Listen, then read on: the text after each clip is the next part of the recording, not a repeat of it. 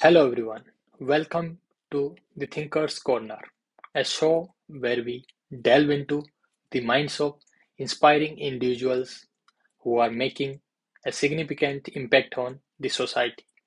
Today, we have the privilege of introducing a multi-talented filmmaker, writer, blogger, and activist hailing from the heart of India, Pawan K Shrivastava. Born in the vibrant town of Chhapra, Bihar state in 1982, Pawan's journey is a testament to his unwavering commitment to social causes and creative expression.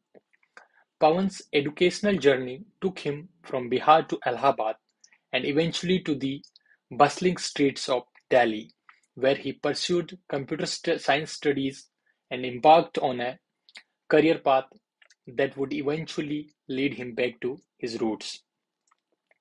In 2008, he returned to Bihar with a purpose to bring attention to pressing social issues through the art of filmmaking, blogging, and street plays. One of Pawan's remarkable achievements includes being the director of Bihar's very first independent crowd-funded film, Naya Pata.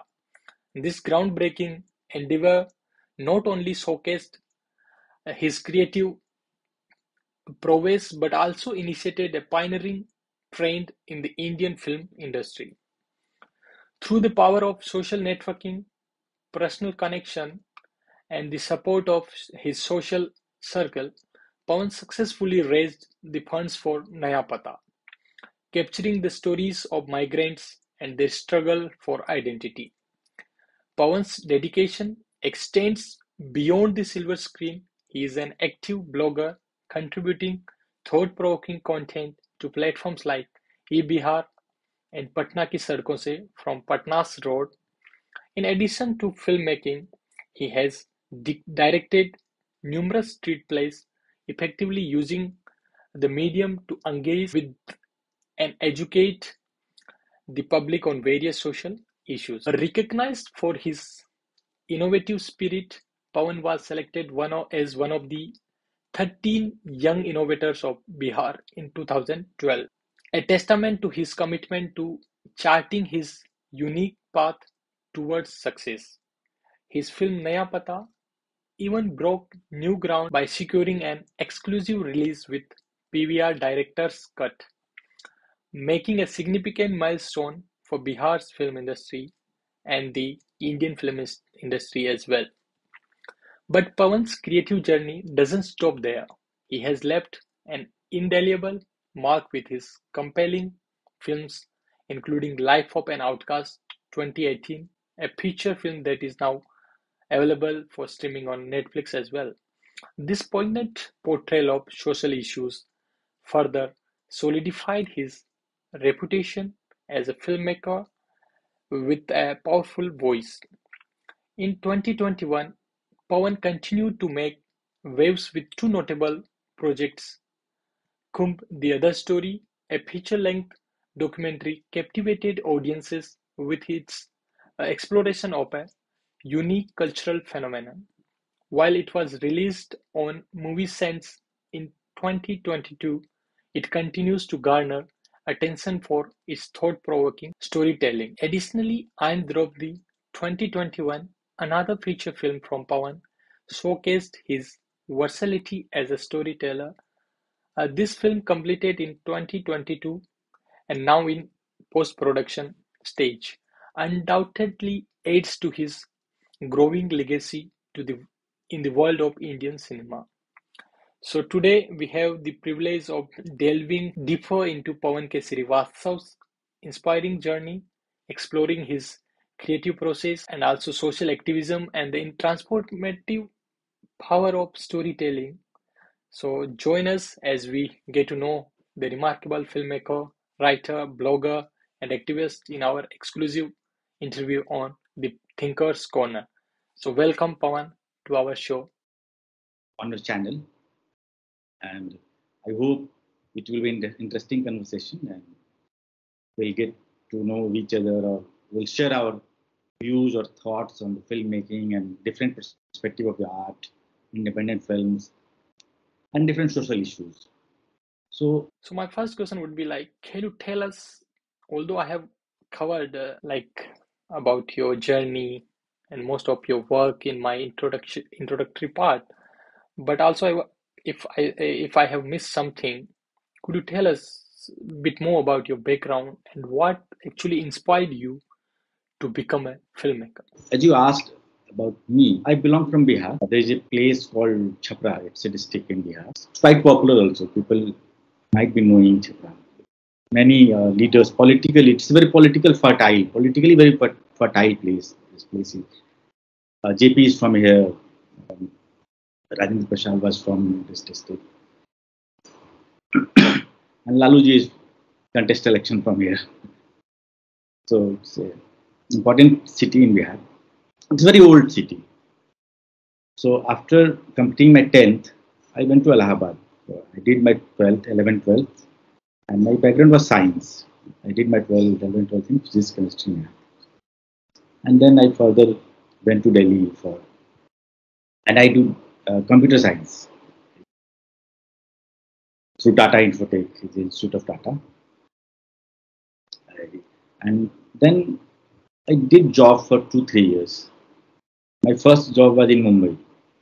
But when I was in 12th, I was in 11th, 12th, I was doing the 11th. There was an urge in myself. I felt an urge that know, although I was from Bihar and you know the place I belong to, most people do engineering, medical, or IAS, UPSC. But I was sure that I'm not going to do engineering, medical, and UPSC. I want to do something different. And I had a creative bend from beginning. I used to write poetry when I was in 10th. When I was in school, I remember when there used to be birthday of my friends, I used to write poetry for them. I didn't used to give gifts, and I used to write poetry. Although the quality, I am not sure about the quality, but yeah, I used to try. And in 11th, 12th, I was very impressed with the cinema. In my family, used to watch cinema from very beginning. Cinema was not banned in my house. We used to watch films. Every weekend, we used to get the VCR. At the time, we had a VHS cassette. We used to watch 4 films overnight. All old classic Hindi films, 60s, 70s, Bimal Roy films, Rishikesh Mukherjee films, Satyajit Ray films. So it made an impact on myself. And when I used to watch Bimal Roy films, Rishikesh Mukherjee films, Satyajit Ray films, I and and the next day when I was traveling on the streets of my town, I used to find similar visuals, similar characters. So I thought I too had some visuals, some characters, some dialogues, some stories of my own. And I need to tell these visuals, these dialogues, these stories to the people. And it's my visuals, it's my characters. So I need to tell. No one is going to tell my stories, the story which I have conceived and I'm inclined to. But because I was from Bihar and you were from a middle class family, so filmmaking, I used to think, but it was a distant dream. I was not very serious about it because I knew it's very difficult thing. Cinema, silver screen, it's not democratic. At that time, it was not democratic in nature. So, but when I was in Allahabad, so I further pursued the creative things. I used to go to museums.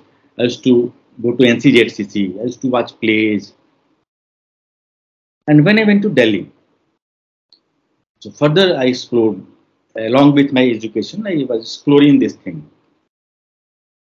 But seriously, I started when I got a job in Mumbai. parallelly, I started pursuing my passion. Every day I used to go to Prithvi Theatre after my job. And I wanted to join Prithvi Theatre. And one evening, I asked Sanjana Kapoor, can I join Prithvi Theatre? So she asked, what did you do? I told her that I'm doing a job here. So she asked me to leave the job before joining the Prithvi Theatre. And that time it was not possible for me to leave the It was a job. tough decision. So I couldn't pursue it. But still, and one more thing I want to share, because I was very much sure that in film industry, in creative field, I wanted to make films from the beginning. I didn't want to act. I didn't want to write. I just wanted to make films. Filmmaker. I wanted to be a filmmaker. I was very clear. So uh, I started approaching people, different people, to get the job, practical job, on the film industry, to work with the director. So in 2009, I came back to Bihar. I left the job and I started making documentaries without knowing anything about camera, without knowing anything. I just came to Bihar, and I got a project with the Save the Children to make a documentary on floods of Bihar. And I made it through researching, through helping, and we did the recording at All India Radio in Patna. And I made a documentary of 15 minutes length. It was a 15-minute length documentary. So I was happy that I could do it. And further, we worked with Plan International, and I directed street plays also. And I also made another documentary. And again in 2012, I went to Mumbai. 2011, I think 11, yes. And for 1 year, I worked with a filmmaker, Nitin Chandra. He's a Mumbai-based film. He's also from Bihar, but he was established in Mumbai. I worked with him on a film. It was titled Deswa. For 1 year, I was with him, and I learned different aspects of filmmaking, real filmmaking, how the shots are taken, and how the production is done. And I was confident. And that time, Onir had made a film titled I Am, and it was crowdfunded film. The crowdfunding term excited me, and I explored this crowdfunding. What is crowdfunding? I explored this, and I wrote a script in Mumbai only. 2012, I wrote a script, and I gave it a name, Naya Pata. It was a feature, and I collaborated with my friends in Mumbai. I collaborated with my friends, and I had a very beautiful and strong crew members. And you will not believe that there were 8 crew members. We were 8 members in the film, and all were from different states. There was a guy from Andhra Pradesh. There was a guy from Maharashtra. There was a guy from Rajasthan. There was a guy from Delhi. There was a guy from Bihar also. So we all came to Bihar. All these 8 people, we came to Bihar, and we started doing Reiki. And for initial funding, I asked my brother to give me 50,000 rupees. He gave me 50,000 rupees. And with that money, we came to Bihar, and with the help of friends, we stayed at my friend's place, and we started doing Reiki. And people were very supportive. When I told them I'm going to make a film, and it is about migration from Bihar. So migration is a very emotional thing from Bihar, because many people migrate from here. So people could feel attached with my subject. And I started crowdfunding campaign through Facebook and through Gmail. And funds came starting. Funds started to come in. And simultaneously, we started shooting. We auditioned few actors, and there was Abhishek Sharma.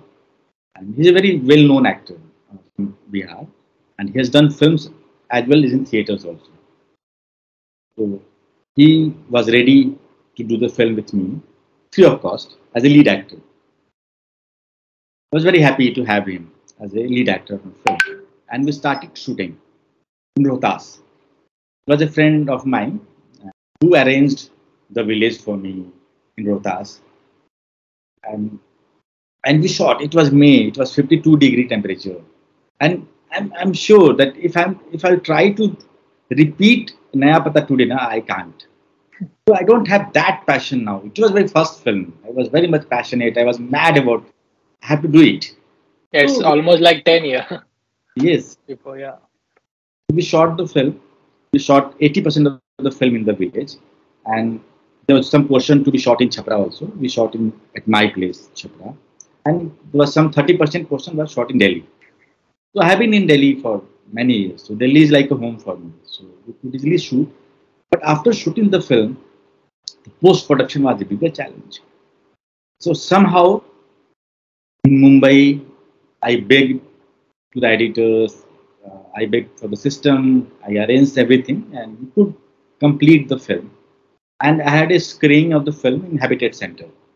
It was a full crowded screening. More than 300 people came in to watch the film because it became very famous during the making because of the crowdfunding and because of the subject.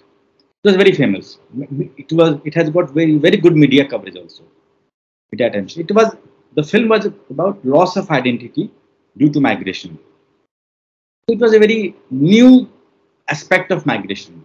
People have made films on migration, but I was showing the loss of identity. I was not showing just the geographical migration. Process. I Yeah. was showing emotional migration, geographical migration, and how things change. And it was a story of returning also. My protagonist returns to Bihar, to his native village, after 30 years living in Delhi. So it's a story of returning and how the villagers took him after, when he returned, how he felt the loss of identity during all Mm. these years. So, in Habitat Center, we had a screening, and I had invited the Siladitya Bora. He was in PBR director there. He was handling the PBR thing. And he was ready to release my film. It was a great moment for me.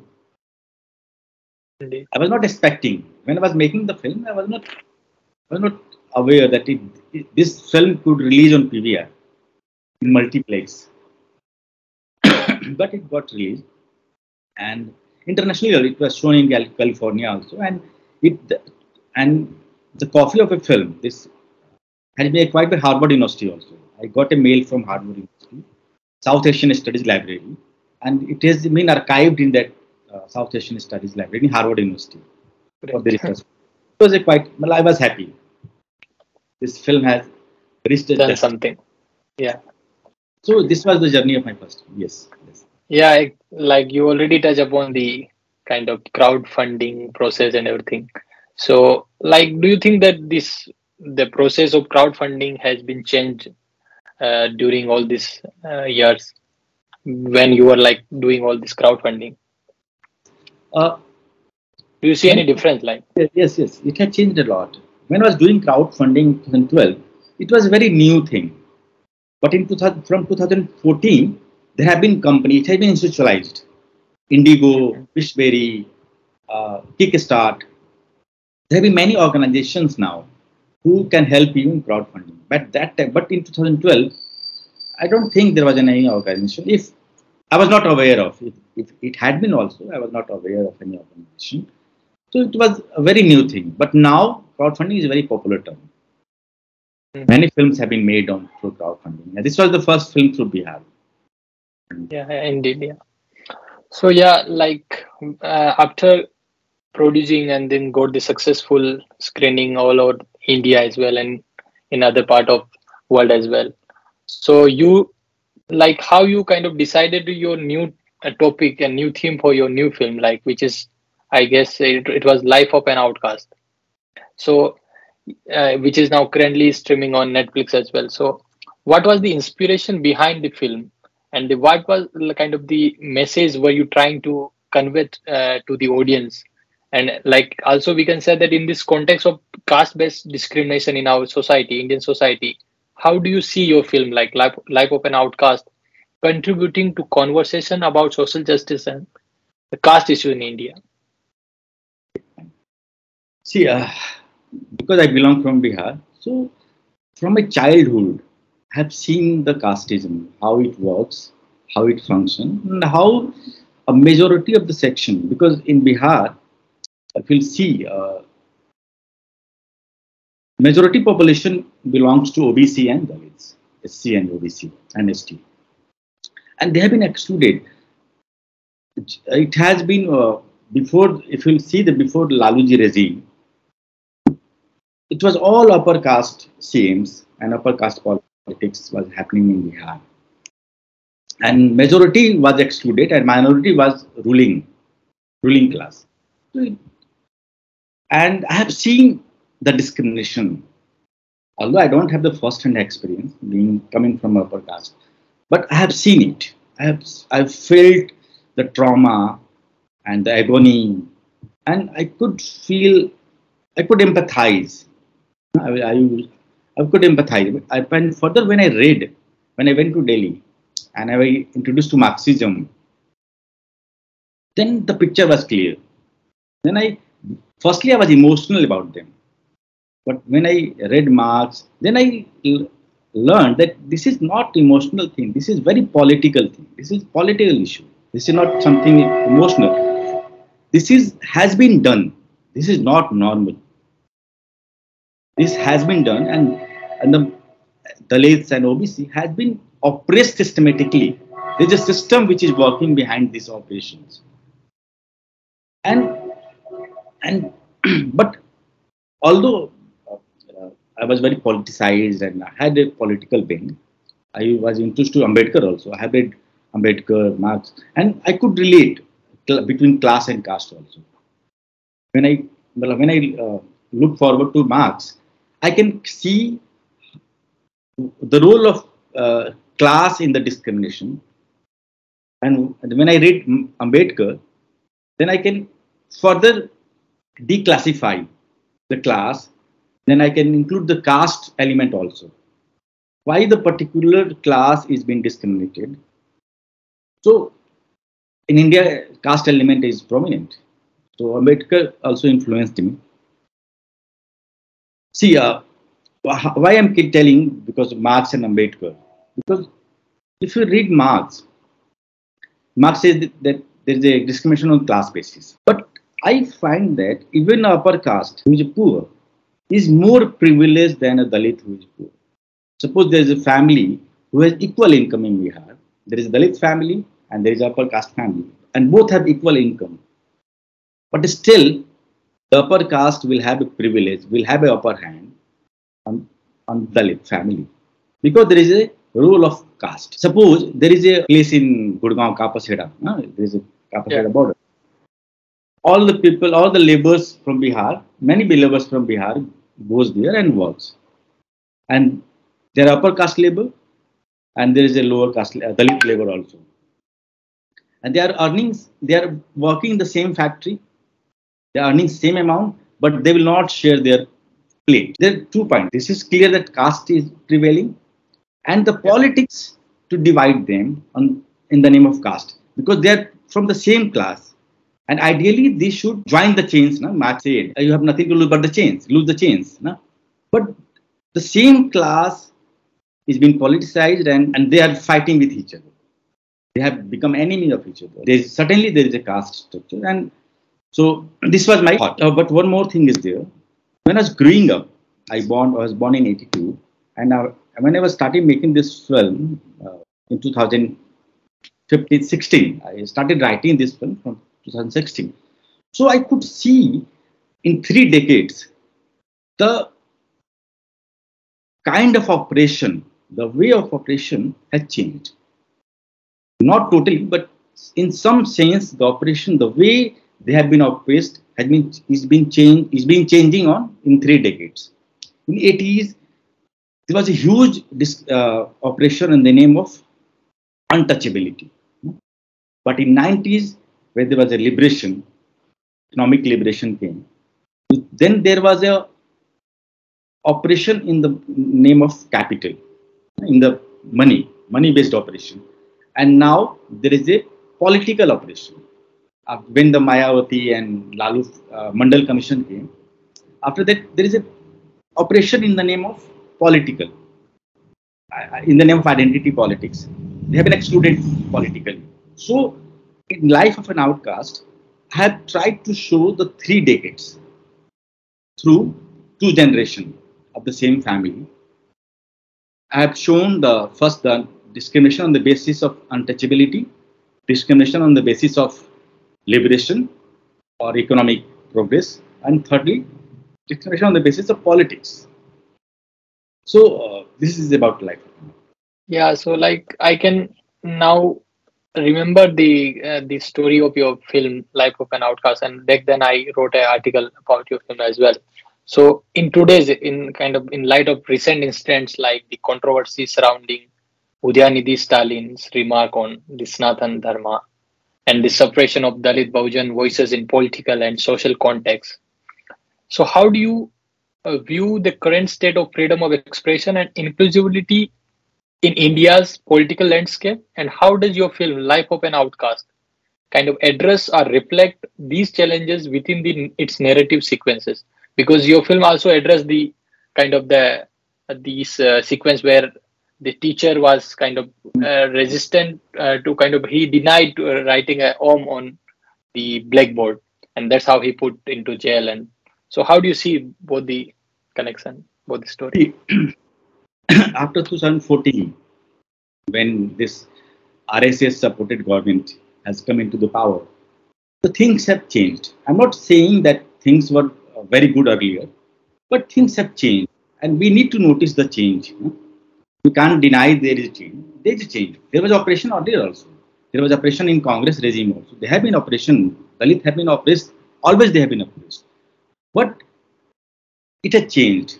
It has further increased after 2014, after Modi came in power. So I believe that religion is a very, although I'm an atheist, I don't believe in religion, but still many people follow some religion. I respect their feelings. But I believe that religion is a very personal thing, and one should keep it at personal level only. When you are walking on the road, you are governed by constitution, not by your religion. When you are in your house, you can practice whatever you want. You can worship, you can practice, you can do anything in your house. But when you walk on the street, when you are into college, when you are in metro, when you are in a train, when you are in public domain, you are governed by the constitution of that country. And if I'm talking to India, about India, you are governed by the Indian constitution. So in my film, the teacher rebels because he has been asked to write on the school blackboard. So he says there should be some difference between temple and the school. Temple is a place Yeah. of worship. It's your territory. You can do anything in your temple. But the school is a public property. No? Every people come to get educated in school. So why impose a particular religion? Why impose your religious belief in the school? We go to school to become logical, to become rational, not the religious people. If you have to become religious, go to Vedanta school, na? Go to Gurukul, go to your own, if you're a, Religious whatever, schools. Yeah. religious. But if you're coming to a school, government school or normal school, which is giving normal education, we go to become rational. So why should he write on the blackboard? And he rebels. And the school belongs to upper caste family, upper caste Brahmin, and he goes to jail. So my concept about religion is very much clear that religion is a very personal thing, and you can't impose your religion on the roads, in the public places, and public domain. And you mentioned Stalin. Yeah. Okay. Yes, Sanatan, this controversy about Sanatan Dharma.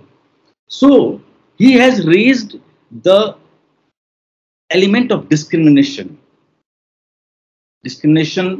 on the basis of caste, which is mentioned in our religious books. Ambedkar has said that caste is a very integral part of Hindu religion. It cannot be removed. If you remove the caste part from your religious religion, you have to change the books also. You have to change our religious books. It has been mentioned in Ramayana also. It has been mentioned everywhere. In every religious book, there has been a rule of caste. So Stalin is talking about that bad thing which is in Sanatan Dharma or Hindu Dharma, which is discrimination on the basis of caste. So even Gandhi has told, मतलब Gandhi has talked about it. कि cast जो है वो हिंदू धर्म में सबसे खराब चीज है, लेकिन अंबेडकर ने कहा कि कास्ट तो इंटीग्रल पार्ट है, integral part. So that's why he choose Buddhism, because he knew that I can't change this religion, because I can't remove the casteism from Hinduism, because it's an integral part. So he opted out from Hinduism and he chose to become a Buddhist. So yes, but if you will be discriminated, why the person will be Hindu? If I'll be discriminated on the name being on the name of caste, so I'll choose to opt out. Yeah, so yeah, you are like clearly stated about the public sentiments about religion, whatever your public feelings about anything, you should keep it in public space only. Sorry, private space only. It should not be kind of come in the public spaces. So Yes, because if you're dealing with someone, we can't come with your caste prejudice. Suppose I yeah, am dealing with my maid, even in my house, I am dealing with my maid. I can't deal her or him with caste prejudice, because this is my. I am Hindu. So this is only my. This should be in my territory. No? I yes, should be governed with my religion, with my beliefs. But I can't ask someone. I can't discriminate someone on the basis of my beliefs. yeah, but like in your film, like you have kind of clearly stated this debate of public versus private very clearly. And I recall one incident from my village only, nearby my village, where a teacher from the low caste community, like from Dalit community, she tried to kind of show the rationality over the religion things and all. So what happened that every kind of village people like gathered in the front of school and protested that she should kind of what we call this arrested and banned from a school system and everything. So this is the society. So how do you think that this society in that state of welcoming these new rational thoughts and these teachers like your film character and like that teacher around my village? Yes. I think education and agitation, as Ambedkar has said, will change things. You have to get educated, and we should be vocal. We should raise voice in whatever capacity. Suppose I'm a filmmaker, so it's my response, and I come from a privileged class. Okay. I know I have got some privilege being upper caste. I can't remove my privilege. Even I don't practice Hinduism. I don't believe in caste system. But people will. I can't deny that I have got privilege. No, I have got True. some privilege. I can't deny it. And everywhere, because this society is casteist. So being upper caste, when I don't believe in caste, when people come to know that I belong to upper caste, so I get some privilege, and I can't deny it. So it's my duty, if I got some privilege, and I want to de-associate with those privileges, I want to de-associate with my caste, and I have to do something for the society and for the caste, this caste structure. We need to be vocal. So that's why I made Life of an Outcast. I thought it's my moral responsibility, moral duty as a filmmaker, and I have got some privilege to raise their voice, to include their voice. And one more thing I want to tell, in the film industry, Dalit voices are on margin. If you see the Indian film industry, there are hardly any Dalit characters. You will find very bits and pieces and very few Dalit characters in mainstream Hindi cinema. So they're excluded there. So the, it's my duty as a filmmaker to include their voices, for the inclusion of their voices. So that's why I made Life of an Outcast. And I'm happy I could make it. Yeah, great. Like indeed, you kind of did your job very well, I can say, after kind of watching your film. So moving on to your next film, like Kumbh, the Other Story, which is a kind of a documentary that explore a unique cultural phenomena. Like, what drew you to kind of this subject, and what were the challenges in capturing the essence of Kumbh Mela? The Kumbh documentary is it's very different documentary. It's very highly political documentary, and what inspired me to make this documentary. So there was a Kumbh in Allahabad in 2019. It was a Earth Kumbh, but there was election. Next year there was an election in India. General election was there. So this Kumbh was highly politicized, and it was being used as a political tool to gain the Hindu voters, to influence the Hindu voters. And it was named Divya Kumbh. Although it was an Earth Kumbh, but it was earlier it was named Mahakumbh. Then there was a controversy, and it was used. It was termed as Divya Kumbh. And 18,000 crore rupees was the budget of this Kumbh. The hardly there is a education budget of the UP is hardly 2,000 crore, and you are organizing a Kumbh fair which is costing you 18,000 crore. So, and UP is a backward state, economically backward state. How can you afford to expend 18,000 crore rupees and calling it as using it as a political tool? And there were some. So I went to with my crew members. I went to Kumbh, and in my film, why I have told titled it "Kumbh the Other Story." Mhm. When you listen the Kumbh, there is a glamour. No? Kumbh is very Yeah. glamorized. There's sadhu, there Naga sadhu. But in my Yes. film, I have tried to show the issue of laborers. There are 14,000 laborers in who works in the Kumbh. So my subject is those laborers, their day-to-day life, their sufferings, and they were paid only 395 rupees. Per day. The budget per day.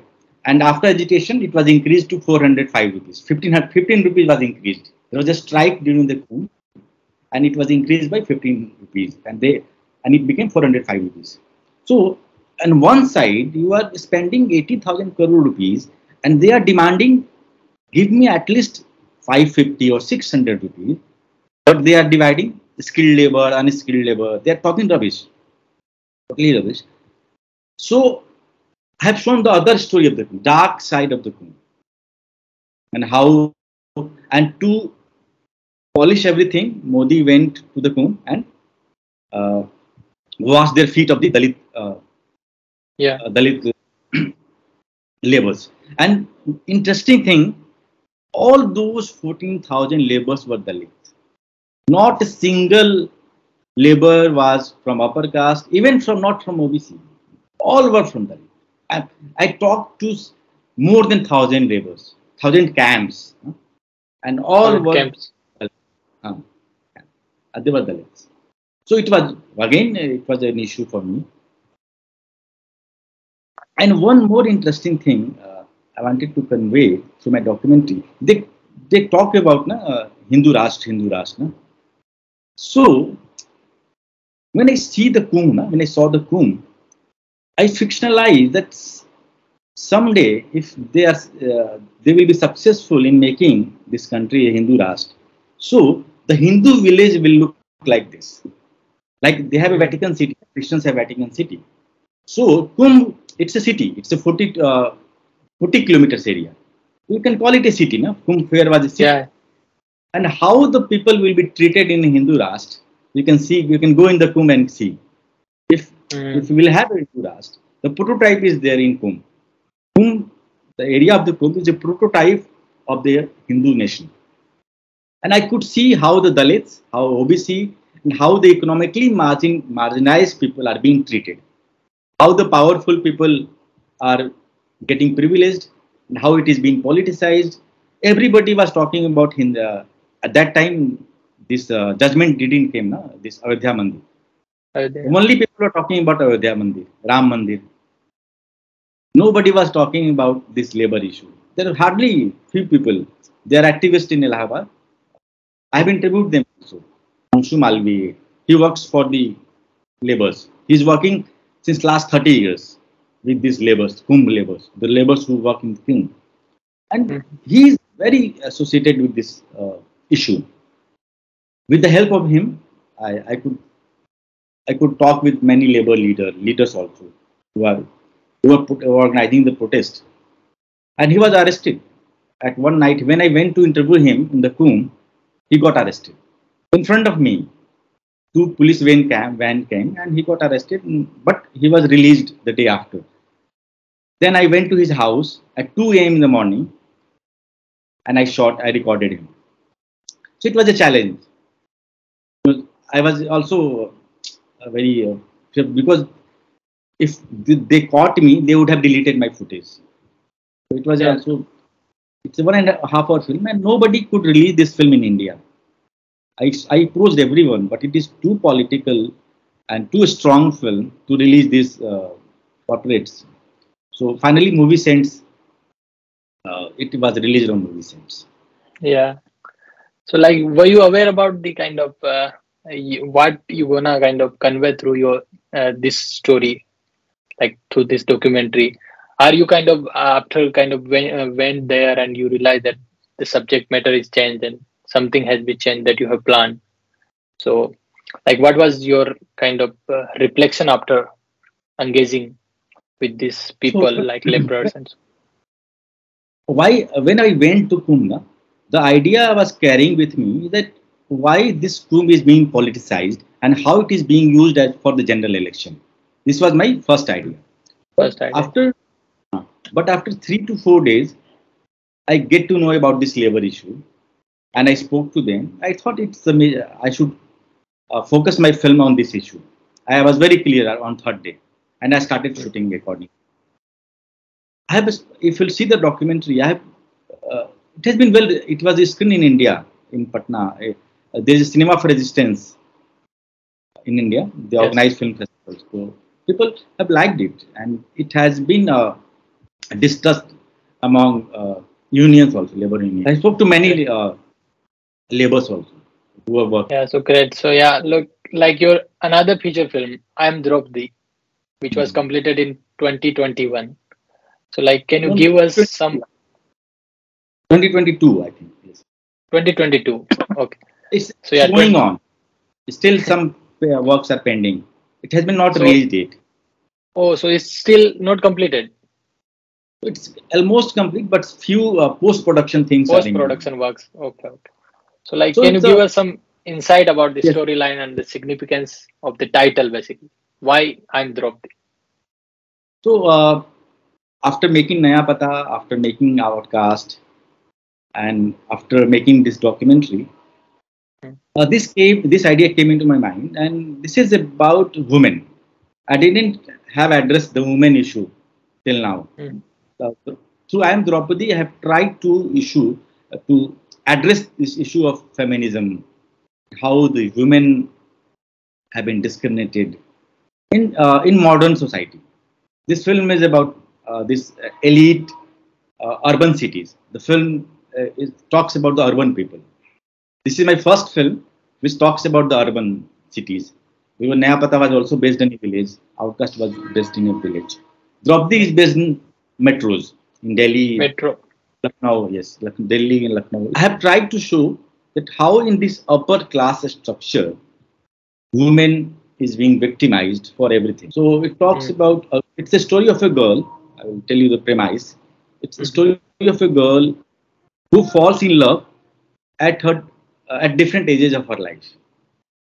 She falls in love with different guys at different ages of her life, and every time she broke up with those guys. And the reason of breakup is patriarchy, different kind of patriarchy. Finally, she found someone and share this her journey with him. So that's why it's I Am Draupadi. Yeah, the multiple region, the multiple layers you try to cover through the feminist lens, I would say. So yeah, so you have also directed street plays as well. Like, Yes, yes. and how does this form of storytelling differ from your filmmaking? Like, and what impact do you hope to kind of achieve through your this street theater as well? Street plays, I could come closer to the people. When I used to perform or direct street plays with the direct audience, no? I had an interaction with the direct. I used to go to village suppose I was making a street play on the inclusion in the governance, village, no? Village panchayat. There is a rule Yeah. in Bihar that 50% should be representation should be of women in the village panchayat. So I'm showing a street plays. I have directed street plays on these issues. So community governance. So when I'm showcasing this street plays in the village, so I found that many women are not aware about their rights. They're not aware that they have been designated to be part of this village panchayat. And and after street plays, I used to take their feedback, how it helped her, how it. So I get to know many things, and so it's a very different experience when you write something and you speak to your audience about the effect it has made on the audience. So I have directed 150 street plays on different issues. Through that, I could see villages. I could interact with the people, past and whom, because I could know them. I know my people. Need to know the people. It's very important. Yeah, so you know your audience basically. So the whatever you are making is like you know the audience in your mind, Yes, yes. like which you are catering to. It is not coming from book. Mm-hmm. It is coming through interaction with them, living with them, and sharing life with them. So yeah, your like street plays really helped you in your filmmaking as well, like because when you are reaching out to audience, you are bringing stories of their lives, Yes, their life struggle finding to your yes. filmmaking as well. I try to bring those things, those real studies, case studies in fiction also. Somehow I try. So like you kind of your work often talk about and focus on the social issues. How do you believe that your storytelling, like whether through your film or street play, can drive social change? You already kind of talk about it, like the consciousness, the lack of consciousness that was there after your street plays. It was kind of somewhere you try to mitigate the gap. So could you, if you want to kind of elaborate on it, Yes. you can. So there was an incident. I was directing a street play in Bihar. There's a concept of Bal Panchayat. So In schools. there is a Bal Panchayat at the village level. Oh. There is a Bal Panchayat at the block level.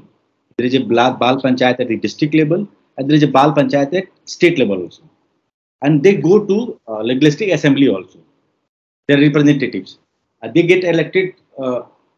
Few members from Bal Panchayat of the village go to block level. Few goes to district level and then state level. So I was making a street play in the village. So after showing the street plays, I got an opportunity to make a documentary also on the Bal Panchayat. Participation of the children on the Bal Panchayat. And I went to the same village and I organized a Bal Panchayat to shoot my documentary. I organized a real Bal Panchayat and MLA of that area was there.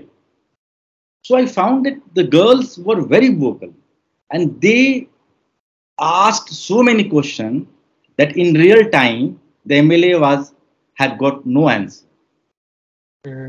One girl asked, after recess, there's no teacher in our school. Why we are bound to sit on floors? Why we are not getting the dress? So it made them vocal. And I was so happy. This documentary is available on the YouTube.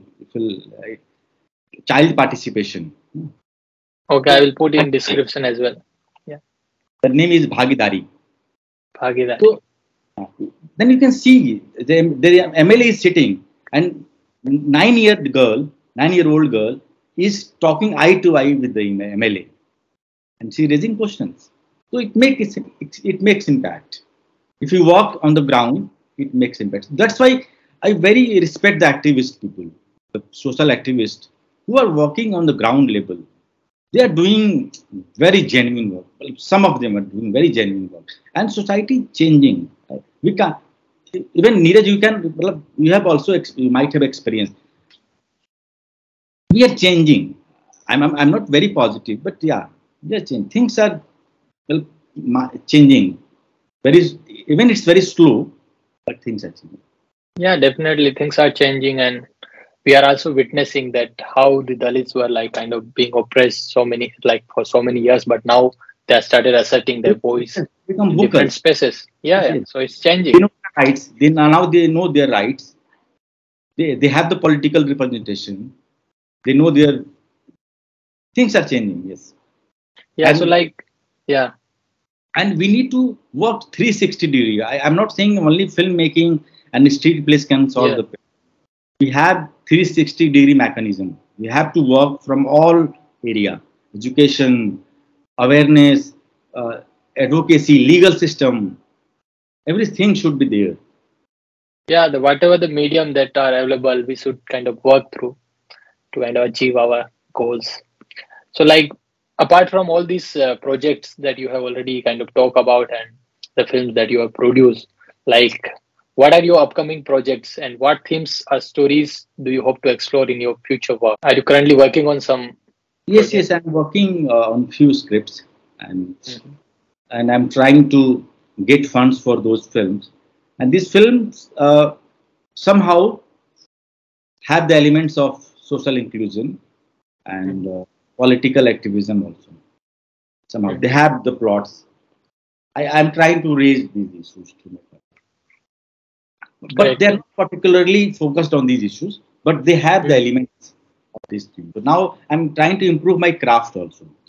Cinema as a cinema also. As you have kind of worked quite kind of for some time and also being as an independent pioneer filmmaker and crowdfunding in India, so you experimented a lot. So what advice do you kind of have for aspiring filmmakers and activists looking to kind of use alternative funding methods? So like from your crowdfunding experiences, could you advise something so they should kind of know at least when they get into this crowdfunding process?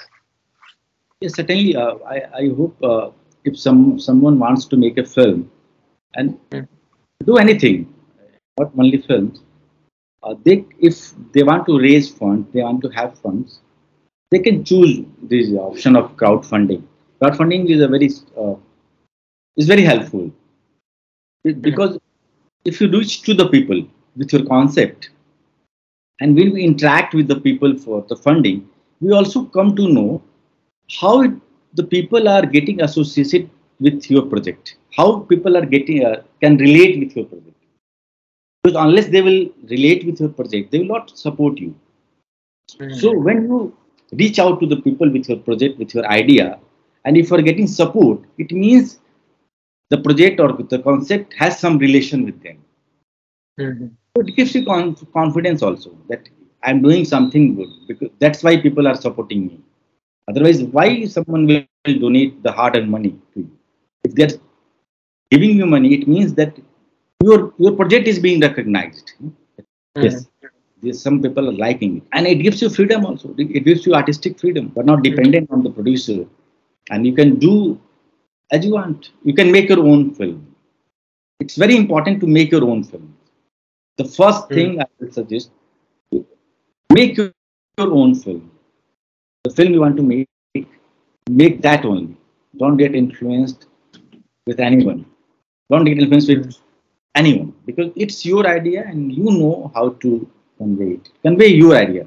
Be honest with yourself. So yeah, like in this way, you can also kind of get connected to your story, your work as well. Like Yes, you feel more connected, more yes, yes. attached to your work and to the people you are catering to. Yes. You will talk to many people about your project. You will Mhm. narrate it many times. So it will give you more confidence about your project. Yes, definitely. So like, could you share also a kind of a memorable or a challenging moment from your journey as a filmmaker Yes, that profound like impact on you as well? yes, it's very challenging. In turn, filmmaking is a very different kind of profession. It's not a profession, but I would say it's a very different kind of involvement. It's very Mhm. different kind of involvement. And don't think that after making one film, this making second film will be easier. It's not going to be easier. It's always will be the equally difficult. When I completed Naya Pata, I thought it will be easy now for me because my film has got released in PVR. It will be easy to make my second film. No, it was Mhm. not. It took 4 years to make another film. And after uh, this Outcast, it has again took me 4 years to make Draupadi. If you will remove the documentary thing, because documentary was a different project. So it's always difficult. So you have to struggle. Not a struggle. I have not used the word struggle. You have to put effort every time. You have to put equal effort to make your another film. It's not going to be easy for the next And you one. have to be very patient while Yeah, making, yeah. while working. Yeah. Yes, very patient, very patient, and you have to sacrifice few things Mhm. in your life, with the luxury and because it's very difficult. Yeah, because people kind of very easily get influenced by this popular medium of cinema. You know that it's a very luxury life there. When we get No, into this, we'll get everything. it's not. If you're So, making independent indie films and you are mhm, showcasing your film in film festivals and you are making film socially relevant film, your mhm, journey is it's not very going to tough. your journey is going to be very difficult.